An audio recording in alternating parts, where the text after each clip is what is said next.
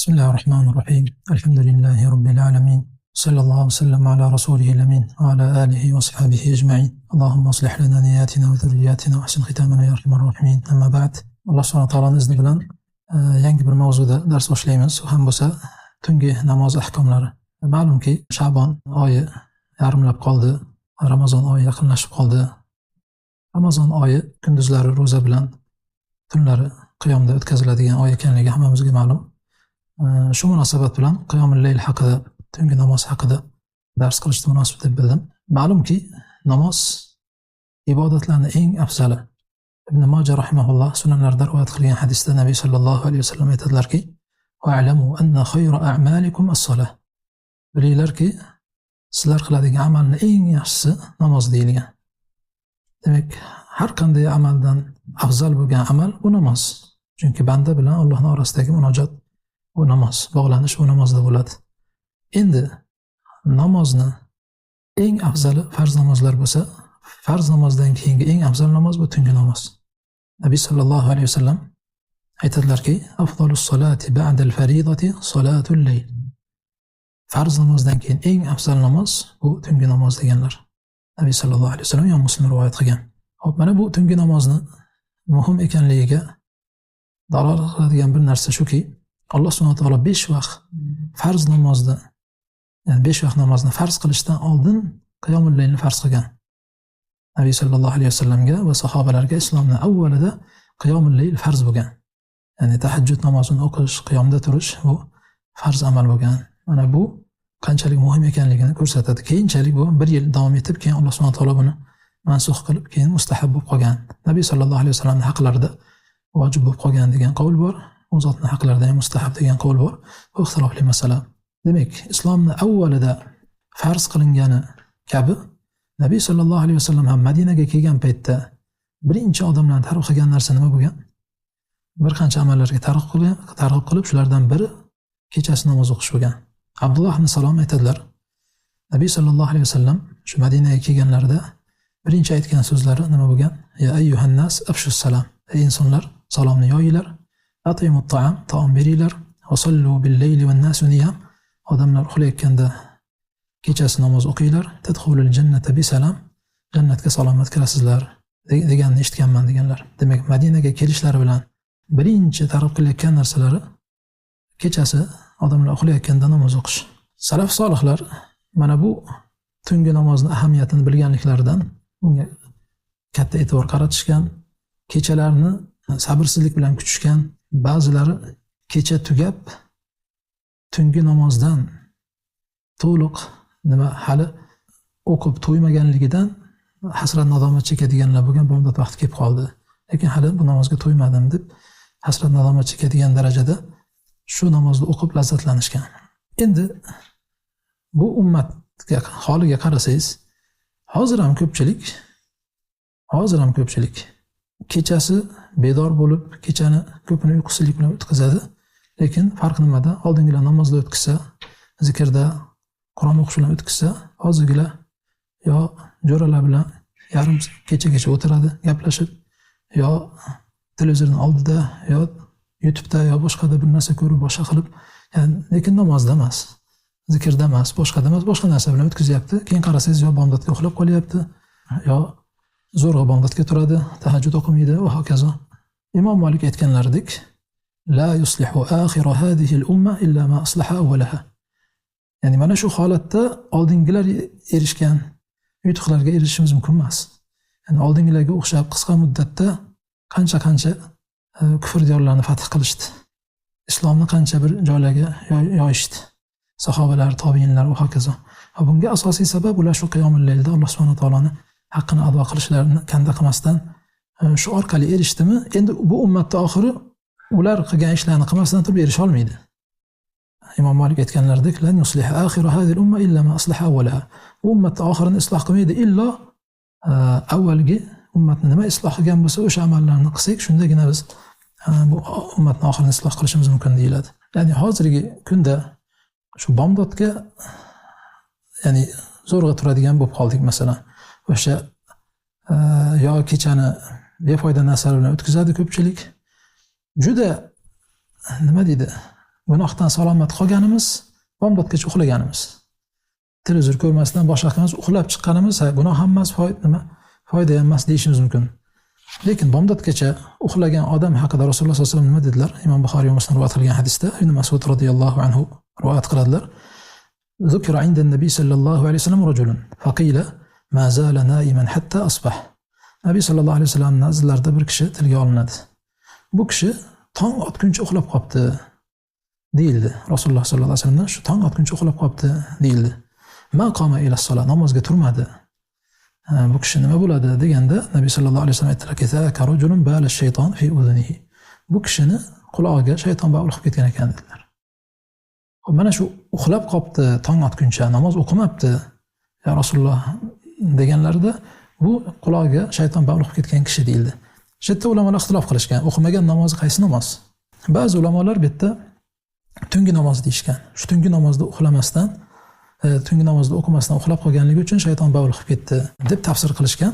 Imom Nasoiy shu hadisni Babut targ'ib fi qiyamul layl, qiyamul laylga targ'ib qilish bobi ostida keltirgan. Uxlab qolgan namozi bu shu qiyamul layl bo'lgan.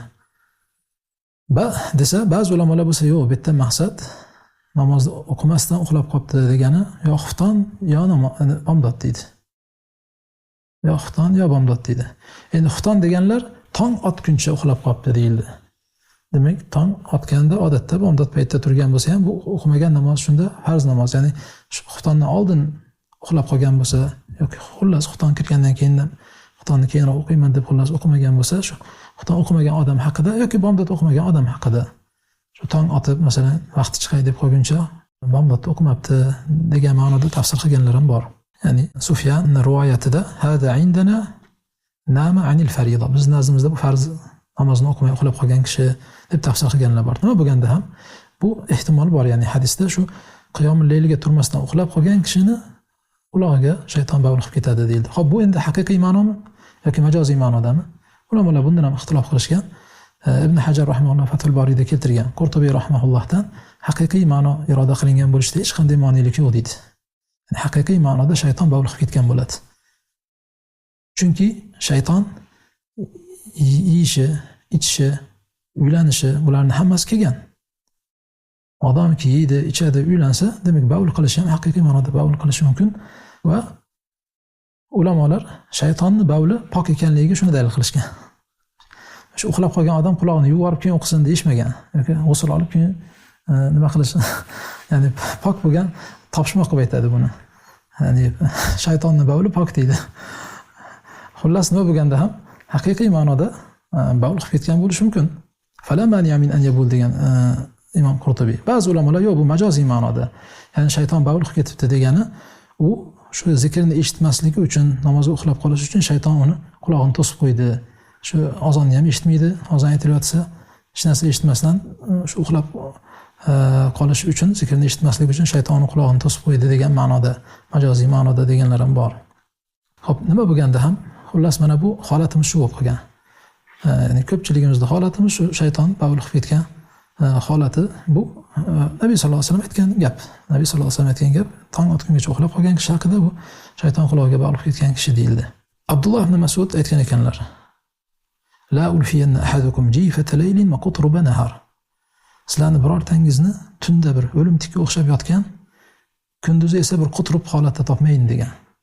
Ya'ni tunda murdaga o'xshab uxlaydi, qimirlamay uxlaydi. Bir jon yulib ketsa ham sezmaydi. Bu tundagi uyqusini holat. Xo'p, kunduzi esa quturibga o'xshamaylar. Quturib nima? Va ma qutrubu nahar. Kunduzdagi quturib nima deb so'raganda, yaqta'u naharahu bil hadis, kunduzini gap so'z bilan o'tkazadi. Kunduz kuni bir qop yong'oq. Ya'ni og'zi gap so'zdan to'xtamaydi, birovga gap bermaydi. Majlisda undan o'tadigani yo'q va hokazo. Kunduzi kelsa va murdaga o'xshab yotadi. Mana shunday bo'lmaylar deyapti. Kunduzi bu holatda, kechasi esa murdaga o'xshab yotadigan holatda bo'lmaylar deganlar. Va bu qiyomul layl, tahajjud namozi bandani ibodatida xolis ekanligini alomati deyshadi ulamolar. Chunki hech kim ko'rmayotgan paytda turib namoz o'qiysiz. Faqat Alloh biladi. O'zingiz bilan Alloh g'oliban Alloh bilan o'zingizning orasida bo'ladigan namoz bo'lganligi uchun bandani xolisligini alomati bu deyshadi. Qatada rahimahulloh aytgan ekan: "Kana yuqal qallama sahara al-layla munafiq." Ya'ni munofiq kishi kamdan kam bedor bo'ladi. Ya'ni tunni ibodat bilan o'tkazadigan kishi, ya'ni munofiq kamdan kam bedor bo'ladi. O'zi bomdod bilan xuftonga chiqmaydi deyildi hadisda. Endi bomdod bilan unga chiqmagandan keyin qiyomul laylda turadimi? Ya'ni munofiqlar o'sha paytda kunduz, ya'ni bomdod bilan xufton paytida chiroqlar bo'lmagan, qop-qorong'i, jamoatga keldim yo'qmi, birov qarab o'tirmaydi, hisobga olmaydi, falonchi keldimi yo'qmi deb. Bo'ldi, chiqmay qo'yaveradi. Kunduz kuni esa musulmon deb atalish uchun, ko'rganlar musulmon deyish uchun chiqib peshinda, asrda ko'rinib turadi. Endi xufton bilan bomdodga chiqmagandan keyin qiyomul laylga turarmidi bu? Shuning uchun qollama, ya'ni munofiq kamdan kam. Bu degani turmaydigan odam bo'ldi munofiq degani emas. Lekin turgan odam bu xolisligini alomati bo'ladi. Ibodatida xolis ekanligini alomati hisoblanadi.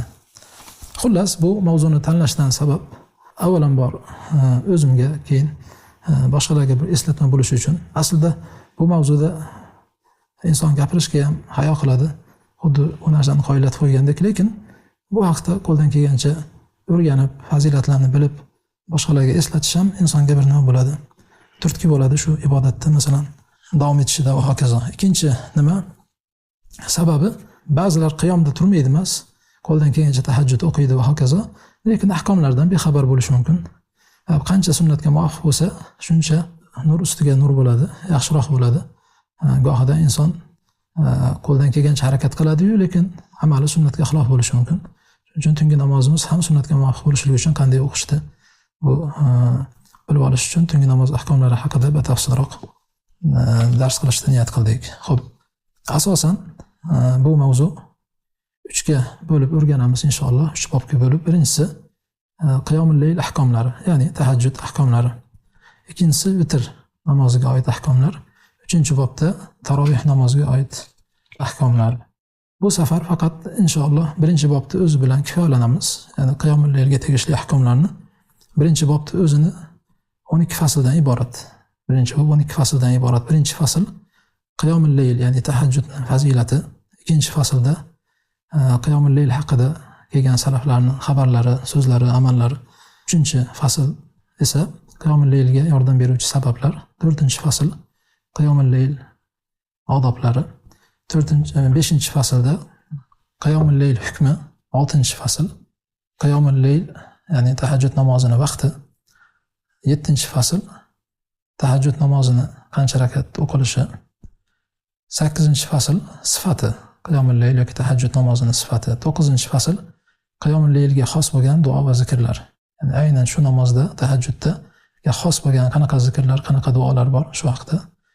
10-fasl qiyomul layldagi qiroat qilish ahkomlari. 11-fasl ma'lum kunlarni tahajjud va qiyomda o'tkazish hukmi. Ya'ni ba'zi kunlarga xos bir targ'ib kelganmi, yo'qmi, Laylatul Qadrga o'xshash va hokazo, Baroat kechasi va hokazo, ya'ni ba'zi kunlarning o'ziga xos fazilat kelganmi, qaytariq kelganmi, yo'qmi, shu haqda. Ya'ni muayyan kechalarni qiyomda o'tkazish hukmi. 12-faslda qiyomul laylga taalluqli har xil masalalar. Shu 12 ta faslga bo'lib o'tamiz Alloh izni bilan. Xo'p, mavzuga kirishdan oldin ushbu muqaddimada 2 ta masalaga to'xtab o'tmoqchiman. Birinchi masala tahajjud, qiyomul layl, tarovih, vitr namozi bularning orasidagi farq nima? Demak, qisqacha mana shu farqga to'xtab o'tamiz. Qiyomul layl, tahajjud, tarovih, vitr bularning orasidagi farq nima?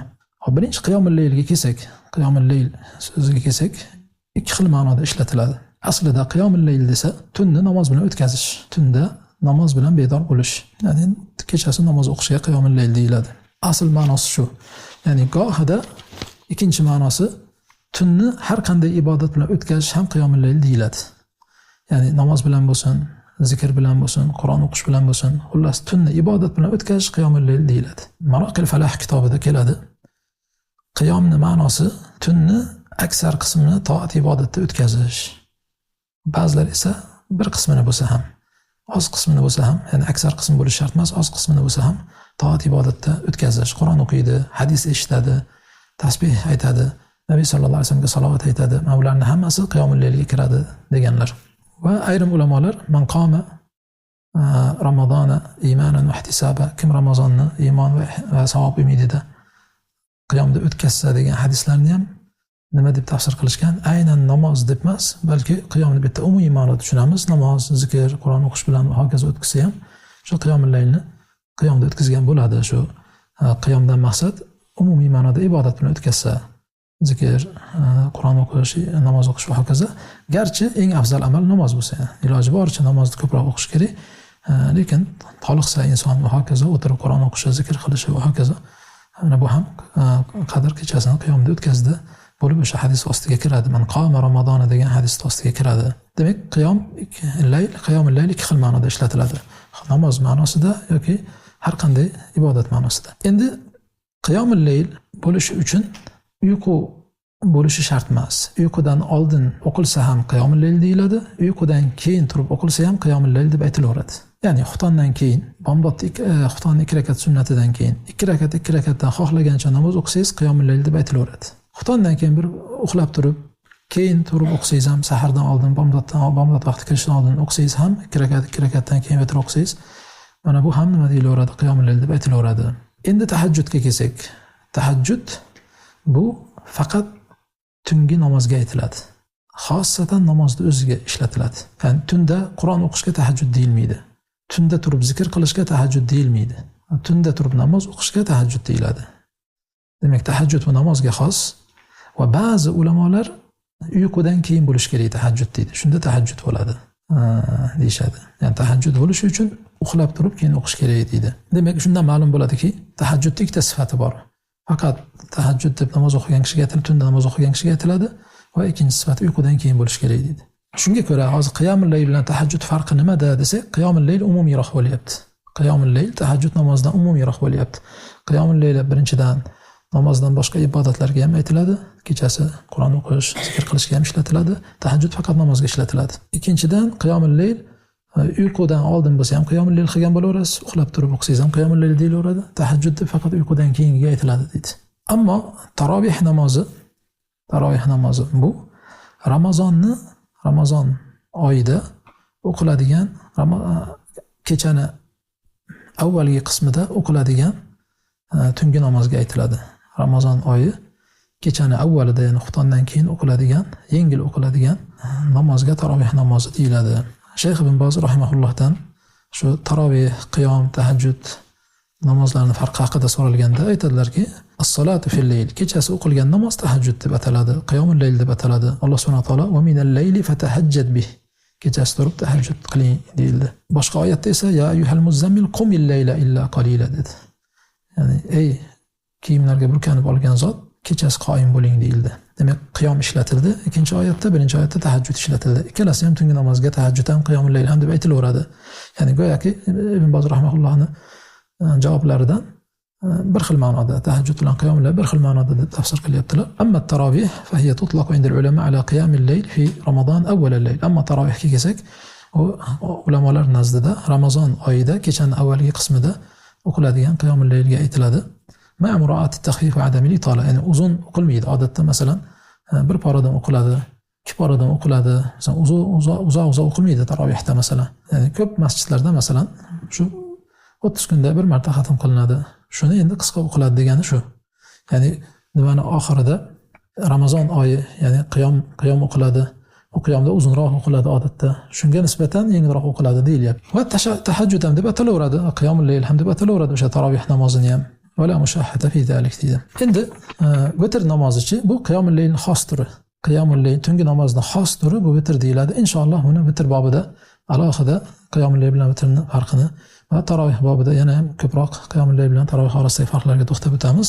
Lekin bitta hozir umumiy shu tahajjud bilan qiyomul layl farqi yuqorida aytilgan nimalarda. Tarovih esa shu aynan tungi namozni Ramazonda o'qilsa va xuftondan keyin o'qiladigan, Ramazon kechaning avval qismida o'qiladiganiga tarovih deyiladi. Ramazonda o'qilgan qiyomul layl tarovih deyiladi, qisqacha qilib aytganda. Xo'p, keyingi ikkinchi masala, muqaddimadagi ikkinchi masala qiyomul laylning darajalari. Bu shu yuqoridagi ta'rifdan kelib chiqib, yuqoridagi farqlardan kelib chiqib bu masalaga to'xtalyapti. Ba'zi ulamolar qiyomul layl 3 darajaga bo'lishgan, 14 daraja desak ham bo'ladi. Ya'ni 4 darajadan iborat desak bo'ladi qiyomul layl. Eng afzali bu afzallik e'tibor bilan 4 darajaga bo'lsak bo'ladi. Eng afzali uxlab, namoz o'qib, keyin yana uxlash. Demak, uxlab turasiz, keyin yana bomdodgacha uxlab olib, keyin bomdodga turasiz. Mana bu eng afzali bu Davud alayhissalomning namozlari bo'lgan. Imom Buxoriy va Muslim rivoyat qiladi Abdulloh ibn Amr radhiyallohu anhudan. Aytadilarki, Rasululloh sallallohu alayhi vasallam menga qarata aytdilar: "Eng ahabbu siyam ilalloh siyamu Davud."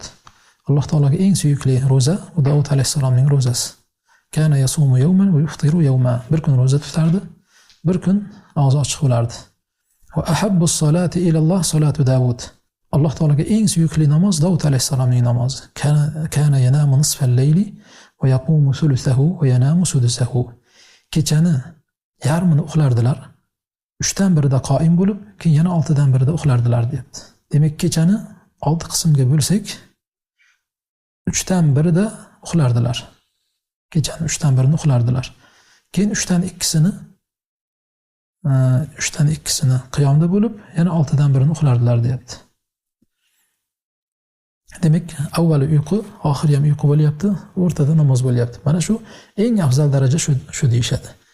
Ibn Hajar rahimahulloh Fathul Boriyda aytadilar.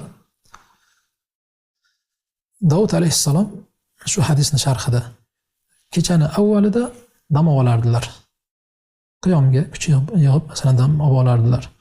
Keyin Alloh subhanahu va taolo bandalariga so'raydigan kimsa bormi, duo qiladigan kimsa bormi, beraman deydigan paytda turib namoz o'qirdilar. Keyin yana kechani oxirida bomdodgacha dam olardilar deb turib shu hadisni sharhlaganlar. Imom Buxoriy ham buni o'sha sahar paytida uxlash degan bobda ostida keltirgan. Ya'ni sahar paytida shunda uxlagan bo'lgan.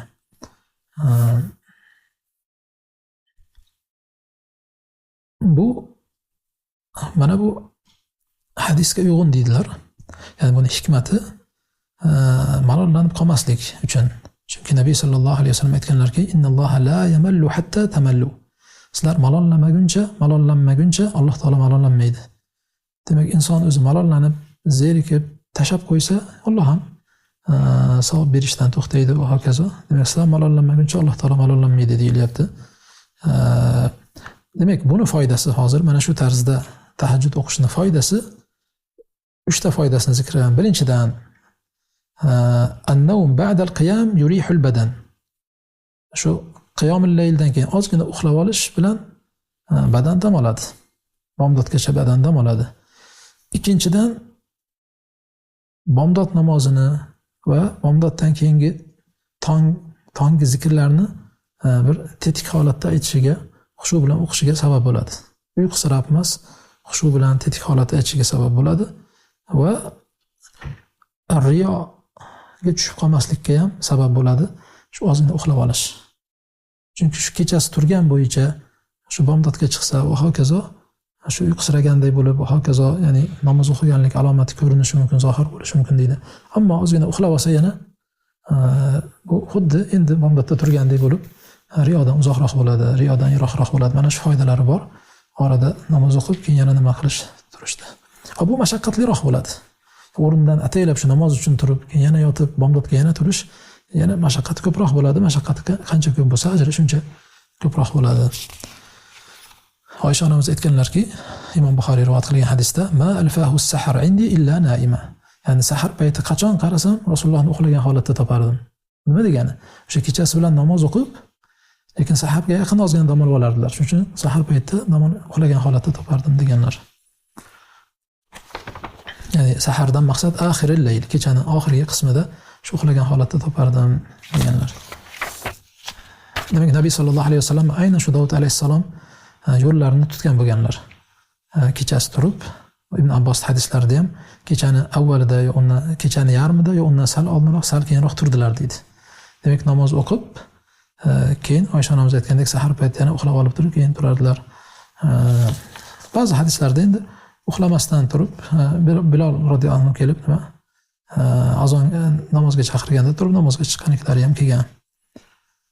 Bu birinchi martaba. Ikkinchi martaba nima?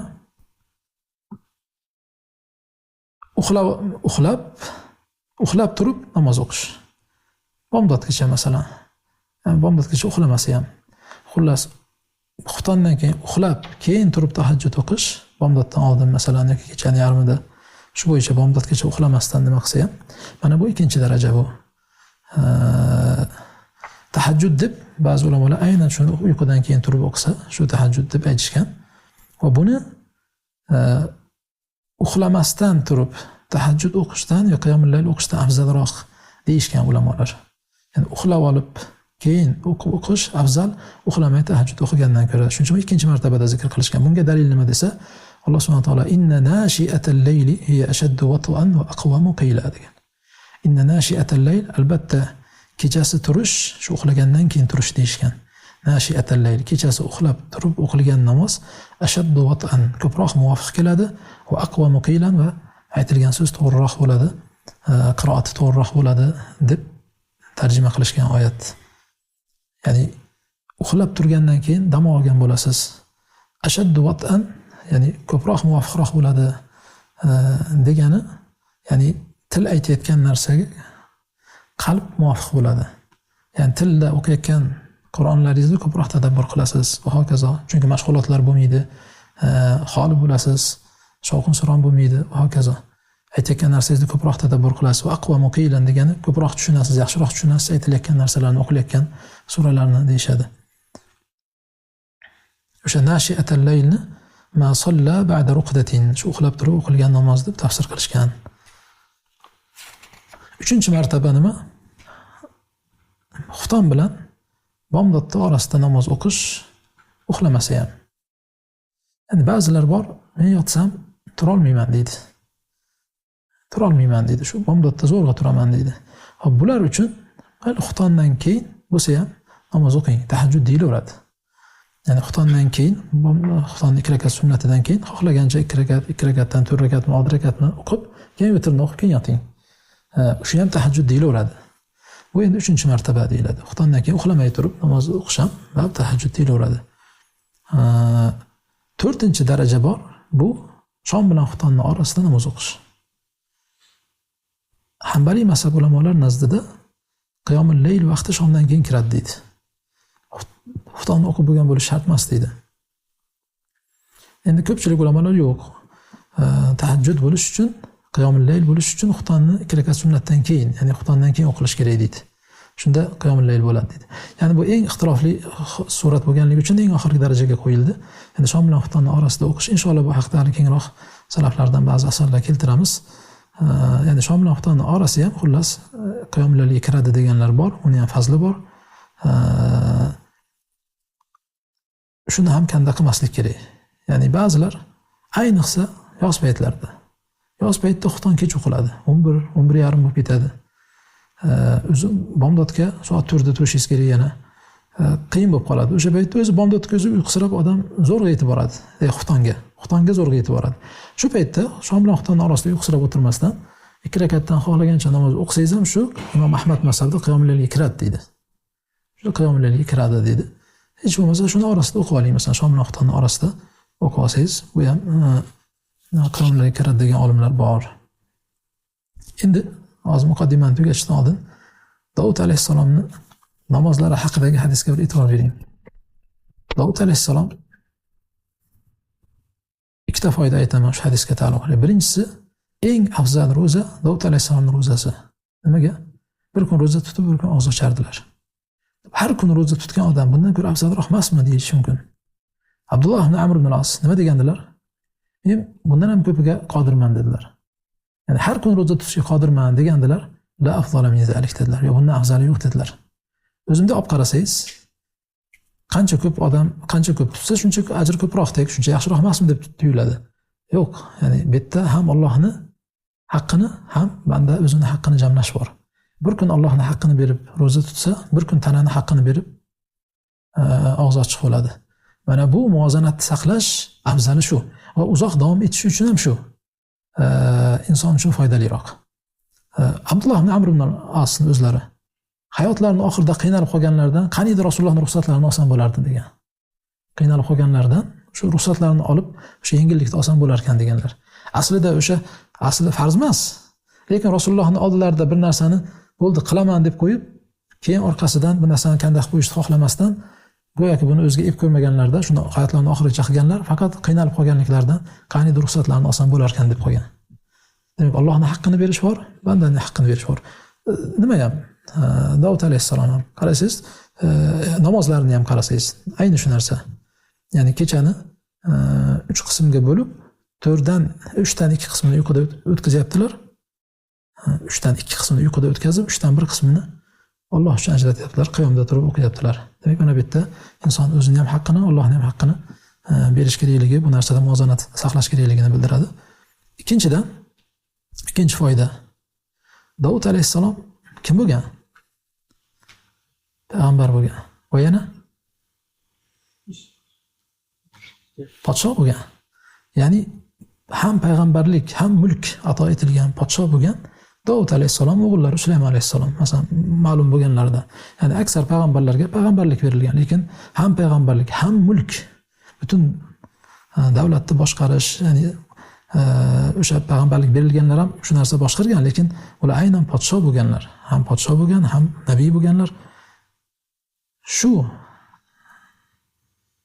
zot, ya'ni Davud alayhissalom ham payg'ambar, ham podshoh bo'la turib, kechani 3dan 1 qismini qiyomda o'tkazyaptilar. Ya'ni bu yuqoridagi narsani ta'kidlaydi. O'sha sahobalar ham birinchi ular islom ilk davridayoq ularga qiyomul layl farz qilinishi, chunki ular juda katta vazifalar ularga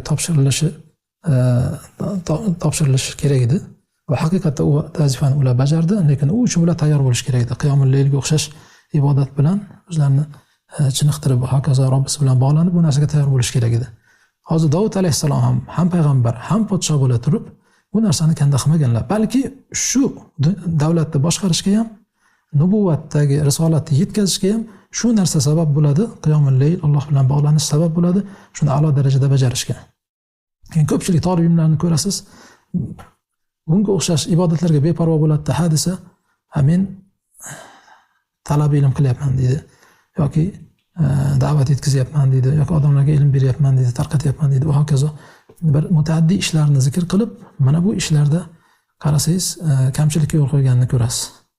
Aslida shu narsa sabab bo'ladi, ilmda bo'lsin, boshqa sohada bo'lsin, faol darajada yaxshilab o'sha vazifani ado qilishga mana bu narsa sabab bo'ladi. Shu narsa, ya'ni hozir podshoh bo'lgan zot yoki payg'ambar bo'lgan zotdan ko'ra mas'uliyat kattaroq bo'lgan kimsa bormi? Yo'q, shunday bo'lishiga qaramasdan kechadagi ibodatni kanda qilmaganlar. Shu bir kun ro'za tutib, bir kun nima qilganlar? Og'zi ochiq bo'lsa, namoz masalasida ham kechani o'sha 3dan 1 qismini namoz bilan o'tkazganlar va bu narsa nimaga sabab bo'ladi? Shu mulkni boshqarishga ham, boshqaga ham sabab bo'ladi. Hech qachon nimani hujjat qilib olib, men ilm o'qiyapman yoki boshqa deb turib bu narsani nima qilmaslik kerak, kanda qilmaslik kerak. Imom Ahmad o'sha shogirdlardan bittasi tahorat suvini qo'yib, ertalab ishlatilmaganini ko'rib, o'qimadingmi desa, yo'q degan. Talib ilm ham qiyomul layl o'qimaydimi degan. Ya'ni talib ilm bo'lib turib qiyomul layl o'qimaydimi degan. Endi hozir ko'p talib ilmlarda bomdod o'qisa katta gap bo'lib qoldi. Bomdodga tura olsa katta gap bo'lib qoldi, masalan. Qiyomul laylga turish vaqtida tursin. Ya'ni boshqacha bilan aytganda, ko'pchilik shayton nima bilan sen ummatga xizmat qilyapsan, boshqa deb mana bu narsalardan to'smoqchi bo'ladi. Sunnatini o'qimaydi, qarasangiz namozlarni sunnatini yoki o'sha nafl ibodatlarga, boshqalarga, tahajjudga, boshqaga beparvo bo'ladi, zikrga, tonggi zikrlar bo'lsin, kechki zikrlar bo'lsin va hokazo. Ha desa, men ummatni ish bilan mashg'ulman. Ovora bo'lmang, o'zingizni isloh qilmas ekansiz, ummatni isloh qila olmaysiz. Shu yolg'izligingizdan voz kecha olmayapsiz. Siz jihod haqida gapirmay qo'ying. Kechasi turib 2 rakat namoz o'qiy olmayapsizmi? Uyqungizdan kechib, u jihod haqida, ummat haqida gapirasiz, isloh qilish haqida gapirmoqchi bo'lasiz, boshqa qilasiz. Inson o'zidan boshlash kerak. Qo'ldan kelgancha nima qilish kerak? Alloh bilan bog'lanish kerak. Undan keyin Alloh subhanahu va taolo shu har qanday muslih yoki murabbiylarni yoki jamiyatda islomlarga naf tekkan kishini ko'rmang, illoki qiyomul laylda uni nasibasi bo'ladi. Nasibasi bo'ladiki, Alloh taolo bu jihatdan unga fath qilib bergan bo'ladi. Allohu a'lam. Subhanakallohumma bihamdik. Ashhadu an la ilaha illa anta astaghfiruka va atubu ilayk.